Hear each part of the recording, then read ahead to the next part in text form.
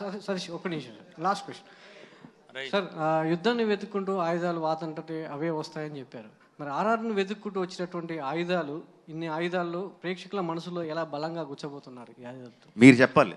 Trailer release అయిన తర్వాత ఎలా కూర్చోయని మీరు అనుకుంటున్నారంటే అసలు అసలు చాలా దారుణం. మీరు ఆల్రెడీ ఎంత గట్టి కూర్చున్నాయి చెప్పండి. బలంగా గుచ్చుకున్నాయి. అంతే ఆన్సర్. ఇంకా ఇంకా రాజమౌళి గారు దాచిపెట్టిన ఇంకా ఆయుధాలు చాలా ఉన్నాయి. అది ఆబ్వియస్లీ మొత్తం సినిమా అంతా ట్రైలర్ లో చూపించలేం కదండి. సినిమాలో ఇంకా చాలా పెద్ద ఆయుధాలు ఉంటాయి ఆబ్వియస్లీ. రాజమౌళి గారు తారక్ సార్, టైగర్ ని మీరు భయపెట్టారా, మిమ్మల్ని రాజమౌళి గారు భయపెట్టారా ఆ సీన్ చేయడానికి? ఏదండి? టైగర్ ని మీరు భయపెట్టారా, మిమ్మల్ని రాజమౌళి గారు భయపెట్టారా? అక్కడ కనిపించిన టైగర్ అయినేనండి, ఆయన లేడు అక్కడ. సో బేసిక్గా అలా గర్జిస్తూ వాళ్ళ ముందుకు వచ్చింది అయినే అనుకోండి. సరే, నేను పాపం పరిచయస్తుడు కాబట్టి పరిచయస్తుడు పుల్లేది, నేను కూడా ఒక కరు పరిచయం. సార్ తారక్ గారు, సార్ నమస్తే సార్. నేను నమస్తే తెలంగాణ మధు సార్. సార్, ఈ కొమరం భీమ్గా నటించడానికి మీరు తెలంగాణ యాస నేర్చుకోవటానికి, ఒక కొమరం భీమ్గా మిమ్మల్ని మీరు మౌల్డ్ చేసుకోవటానికి ఎలాంటి హార్డ్ వర్క్ చేశారు? ఎలాంటి? ఇట్ వాస్ వెరీ డిఫికల్ట్ అండి. అంటే స్వతహాగా కొంచెం మనం తెలుగువారయ్యి ఆ పాత్ర గురించి, ఆయన ప్రత్యేకత గురించి, కొమరం భీమ్ గారి ప్రత్యేకత గురించి తెలిసినప్పటికీ కొన్ని మనకి తెలియనివి చాలా ఉంటాయండి. మనకు అన్నీ తెలియవుగా.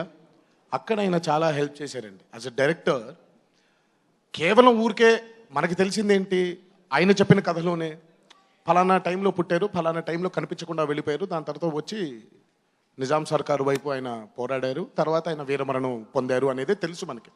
But the depths of his character, ఆ గోండ్ల ఇందులో పుట్టినటువంటి మనిషికి ఎలా ఉంటుంది, ఆ థింకింగ్ ఎలా ఉంటుంది, తన బిహేవియర్ ఎలా ఉంటుంది, అడవిలో పెరిగిన మనిషి నడక ఎలా ఉంటుంది, నడవడికి ఎలా ఉంటుంది, ఇవన్నీ యాజ్ అ డైరెక్టర్ చాలా ఇంజెక్ట్ చేయడం జరిగిందండి. దానితో పాటు మెంటల్ ట్రాన్స్ఫర్మేషన్తో పాటు ఫిజికల్ ట్రాన్స్ఫర్మేషన్, అది కూడా ఆయన పుణ్యమేనండి. మామూలుగా ఎలా ఉంటుందంటే మనం బాగా కండలు పెంచేసిన తర్వాత మనకి తెలియని ఒక కాన్ఫిడెన్స్ మొదలైపోతుంది. బట్ ఆ కాన్ఫిడెన్స్ని క్యారెక్టర్ యొక్క స్థితిగతులతో, మైండ్తో ఎలా ఉంటాడు తను, పెద్ద ఏదో కండలు ఉన్నాయి కదా అని బోస్ట్ చేసుకోవడం ఉండదు. కండబలం కంటే గుండె బలం చాలా ముఖ్యమైనది అని అంటూ ఉంటాం కదా మనం. So he really as a director అంటే he really help me a lot. చాలా అంటే ఆ క్యారెక్టర్ గురించి అర్థం చేసుకోవడానికి. సో ప్రతి సినిమాకి శ్రమ ఉంటుంది, ఈ సినిమాకి ప్రత్యేకించి ఇంకొంచెం శ్రమ పెట్టడం జరిగింది.